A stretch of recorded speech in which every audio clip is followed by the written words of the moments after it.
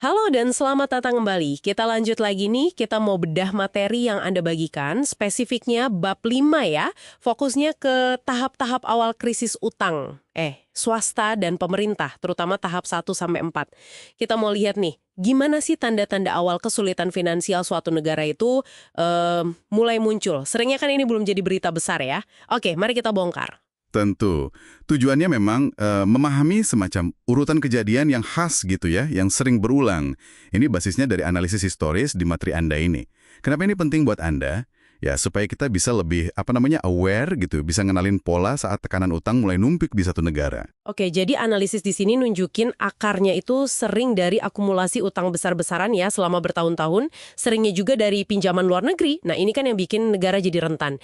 Terus, waktu kerentanan ini mulai jadi masalah, tanda-tanda paling awalnya apa sih biasanya yang kelihatan gitu? Iya, betul sekali. Utang luar negeri yang bengkak itu memang meningkatkan risiko. Nah, gejala paling awal itu biasanya pemerintah mulai agak susah jual surat utangnya. Pasarnya mulai, gimana ya, agak enggan belilah.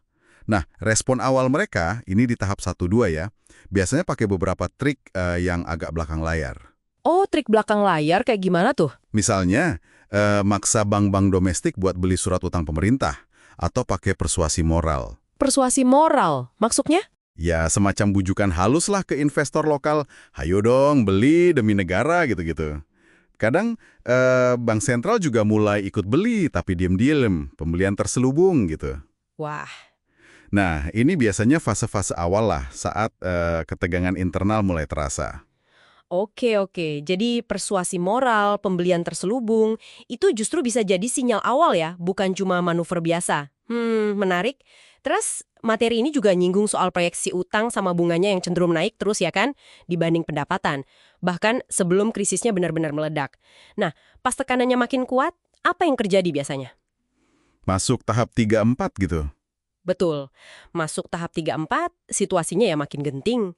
Pemerintah biasanya lebih intensif lagi upayanya. Di sini kita mulai lihat kebijakan penghematan, austerity. Terus mereka juga bisa naikin suku bunga. Yang ironisnya, ini malah bisa bikin beban utangnya makin berat kan? Iya juga ya, karena investor makin ragu, pemerintah juga terpaksa nerbitin utang jangka waktunya lebih pendek. Kan lebih gampang jual yang pendek kalau lagi nggak pasti gini. Dan di sini peran bank sentral jadi krusial banget kan ya? Gimana biasanya mereka bertindak di fase ini? Nah, betul sekali. Bank sentral di fase ini biasanya turun tangan lebih aktif lagi. Yang paling kelihatan itu ya jual cadangan devisa. Buat apa? Buat nahan nilai tukar mata uangnya biar nggak anjlok parah. Tapi, ada poin penting banget di analisis ini. Seringkali cadangan devisa itu udah tipis sebetulnya sebelum intervensi besar-besaran ini dimulai. Wah, jadi modalnya udah nggak banyak ya? Iya, akibatnya apa? Ya upaya nahan kurs itu seringnya gagal, malah ngabisin cadangan devisa cepet banget. Analisisnya bilang, kadang lebih dari separuh ludes dalam waktu singkat, sebelum akhirnya bank sentral nyerah. Aduh, Dan ini malah bisa memicu spekulasi lebih lanjut kan? Orang makin nggak percaya sama mata uangnya. jadi kayak pertarungan yang udah hampir pasti kalah gitu ya. Sementara bank sentral sibuk nahan kurs, gimana pelaku pasar lain? Bank domestik, kreditur luar negeri? Nah, mereka juga bereaksi dong. Bank-bank domestik yang tadinya dipaksa beli surat utang pemerintah itu, mungkin sekarang malah terpaksa jual lagi karena butuh likuiditas kan?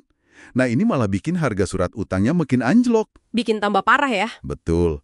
Sementara itu kreditur internasional lihat situasi kok makin nggak jelas ya, ya mereka mulai ngerem. Nutup atau ngurangin jalur kredit ke negara itu. Jadi kayak lingkaran setan gitu, susah putusnya. Yang kadang malah kontraproduktif, bank sentral nguras cadangan devisa dalam upaya yang kayaknya sia-sia, sementara pasar makin panik dan narik diri. Oke, terus apa pelajaran utamanya buat kita, buat Anda yang ngamatin pola ini? Ya, Dengan memahami detail tahap-tahap awal ini, Anda jadi punya semacam kacamata lah ya, bisa mendeteksi potensi ketidakstabilan finansial jauh sebelum itu meledak jadi krisis besar dan masuk berita di mana-mana. Ini soal ngelihat apa sih yang sebenarnya terjadi di balik layar kebijakan pemerintah dan bank sentral saat tekanan itu mulai naik. Jadi kita bisa lebih kritis bertanya, ini arah kebijakannya benar nggak sih? Berkelanjutan nggak sih? Gitu. Baik. Pembahasan yang sangat mencerahkan ya, soal tanda-tanda awal ini kita udah kupas tahap 1 sampai 4.